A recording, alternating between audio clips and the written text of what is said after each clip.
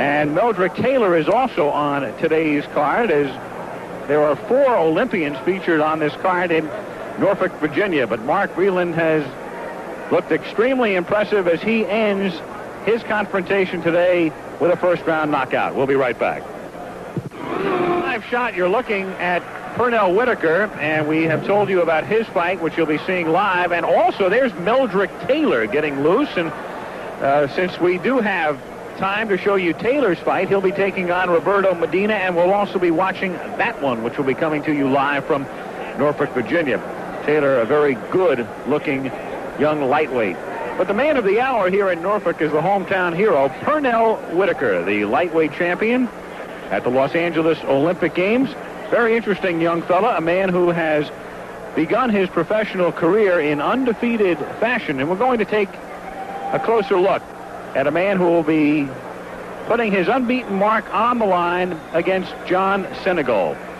A look at Pernell Whitaker up close and personal.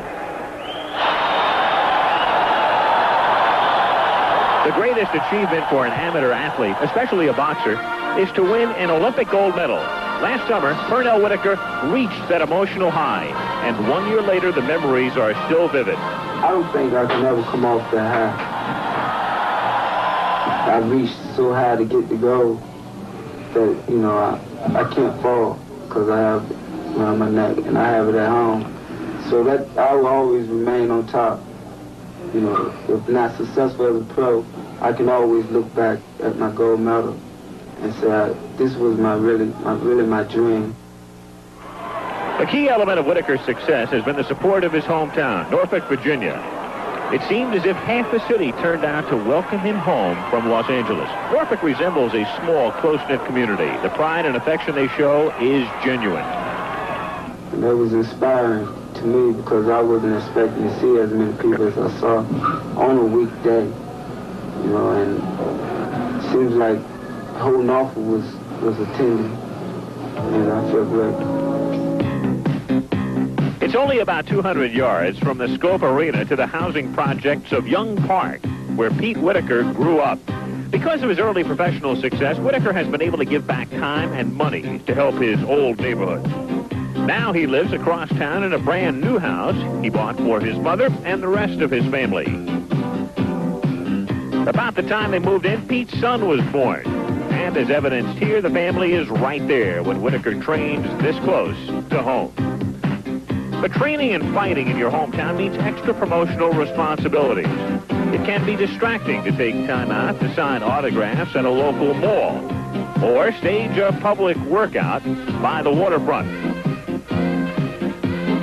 But he's willing to pay that price, to do what he has to succeed as a professional and get a shot at a title. That's all I'm breathing fire. You know, I'm going to stay in the gym and keep learning until I succeed and down the road of winning the title or getting a title shot. So whatever I have to do that, or however long it takes me to do it, I'll do that.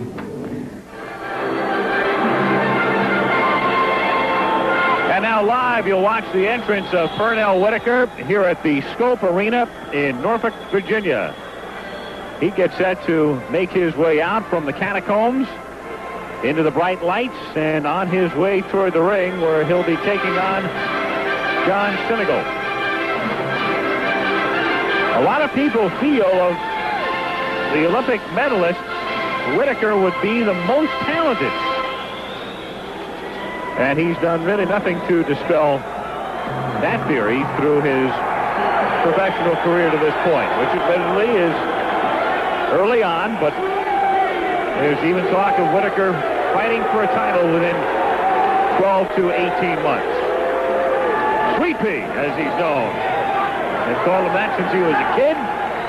Pernell Whitaker making his way to the ring, the only Olympian to win his gold medal via the knockout round. Everybody else went the 3-round distance and won on a decision. It was Whitaker with a KO, and Whitaker will be looking for a KO as well today. Into the ring comes Pernell, ready to take on John Supersonic Sinegal.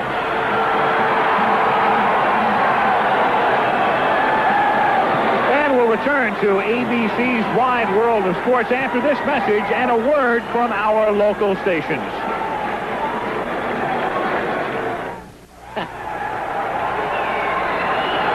We're back live in Norfolk, Virginia is the site.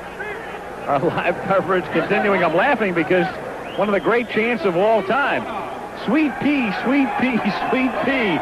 They've been chanting here at the Scope, but that's the nickname of their man, Pernell Pete Whitaker. He is being introduced at the moment. Came in at 136 pounds. That's 1 pound over the lightweight limit.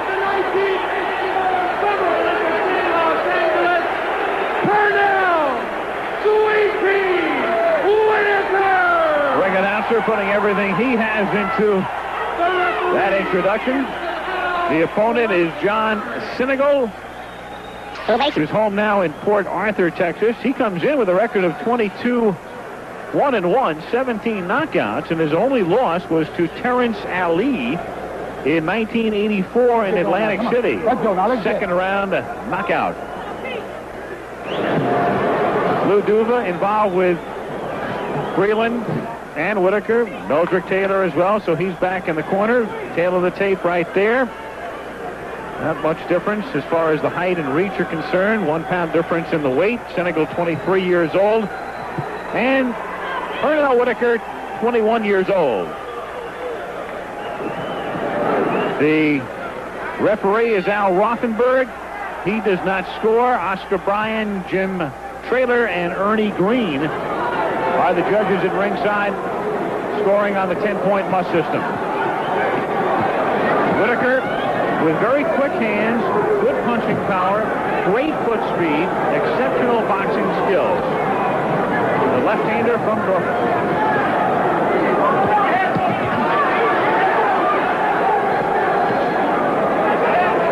Sinegal also, his trademark, good hand speed. Could be a tough test for him. Good combination puncher. And an impressive record against some decent opposition.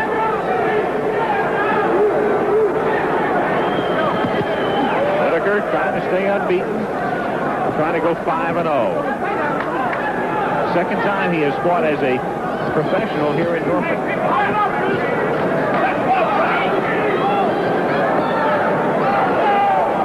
Whitaker using that right here in round one to try to establish the early tempo.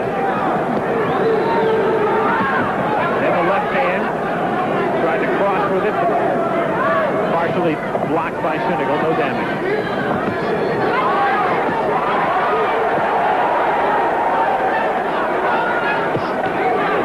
The crowd, of course, will respond to everything thrown by Whitaker.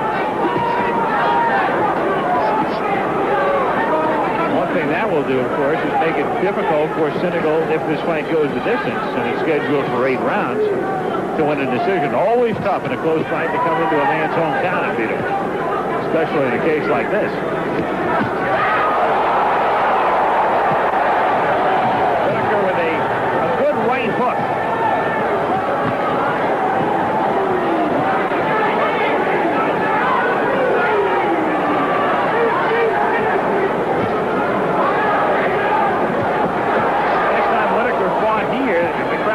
So pumped up, he was looking for an early knockout. And he's more in control of himself in this one.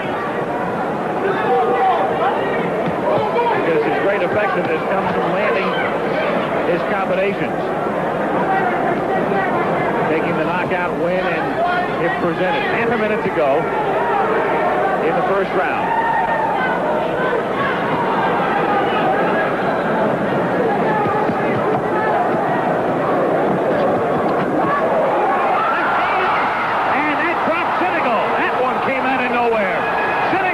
Down.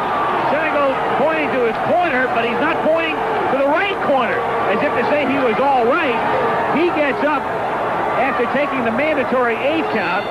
The bell will end it. Sinegal appeared to be looking for his corner, if indeed he was looking for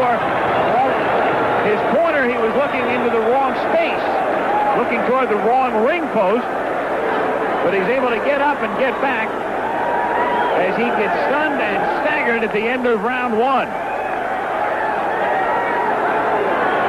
Left uppercut and a left hand to the head, a left to the top of the head, sends Sinegal to the canvas. From another angle, we'll take a look at it.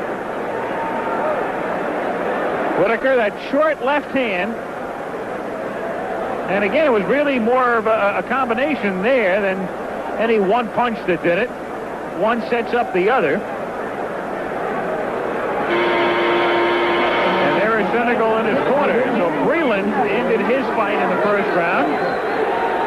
Whitaker, perhaps inspired by that performance, and no doubt watching it on a monitor in his dressing room, comes up.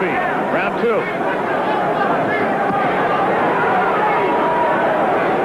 Sinegal with only one loss, and that came via knockout in the second round, we said before, to Terrence Ali in 1984.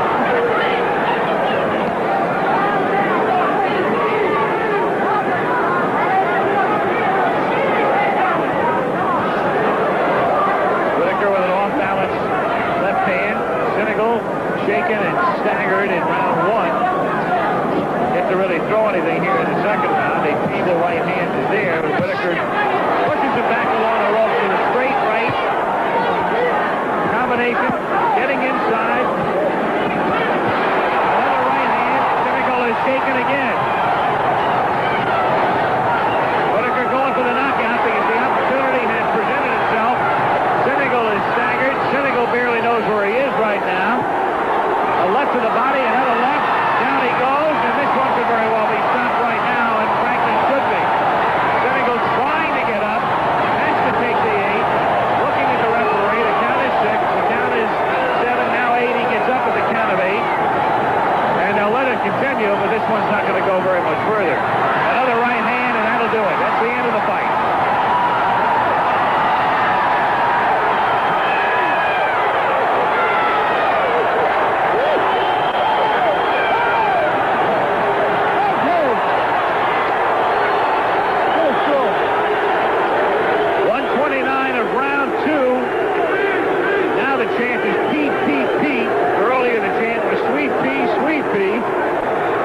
What you want.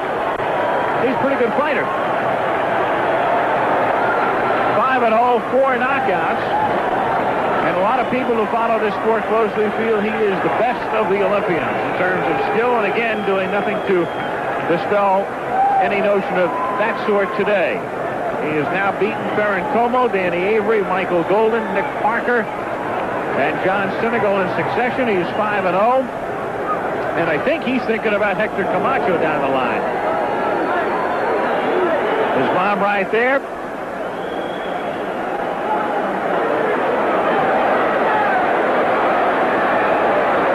And Mrs. Whitaker has watched her son, Pernell, take another step along the way to being a top 10 contender. That's not going to be too far down the line. And in fact, when we talk to Pernell in a few moments, we'll obviously query him about his immediate future, because he has really looked very, very good in his professional career.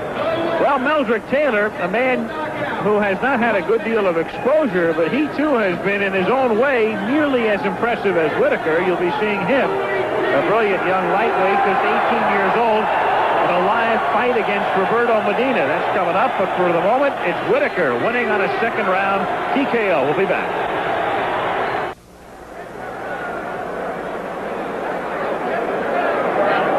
We're back live in Norfolk, Virginia. Meldrick Taylor will be taking on Roberto Medina in a live 6-rounder. We'll be taking a look at a great-looking young lightweight. That's coming up. Also, Evander Holyfield was in action earlier today, and we'll be taking a look at that fight as well. It's been quite a day for the Olympians. You watched Mark Breland score a first-round knockout, and you just watched Pernell Whitaker score a second-round TKO. There is Meldrick Taylor. He is getting loose. We'll be seeing his fight coming up live against Roberto Medina very shortly. But the crowd today has gotten their money's worth already at the Scope in Norfolk, because most of them showed up to watch their man Pernell Sweet Pea Whitaker score an early knockout, and that's exactly what he did. How would you assess that performance compared to your others so far? Well, I feel pretty good going into the fight. I figured that this fight right here, I was in better shape than the last 4, and I had prepared myself to go 8 rounds, so that gave me a little extra training in the gym and a little extra rounds in the gym. So I came out,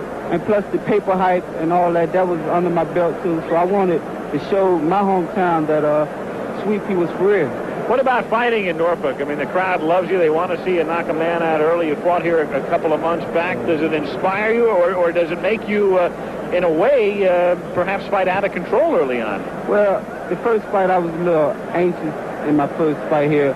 But this fight right here, I wasn't anxious, and I knew the crowd was out there, so I just blocked them out of my mind and just go in there and do what I have to do. Well, now, how do you see, we're going to turn to Lou Duva in a moment, but how do you see your future, and what do you anticipate happening 12 to 18 months from now? You going to be in line for a title shot, you think? Oh, yeah, I hope so. If I keep performing the way I am, there's no doubt that I should have a chance at the title. And whoever's champion, if I get a chance to fight him, I'll be ready. All right, Lou, the man looks very, very good. A lot of people think he's the best of the Olympians. And what about his future right now, and what's your timetable for him? Well, I think they're all good. They've got so much talent. This is the best.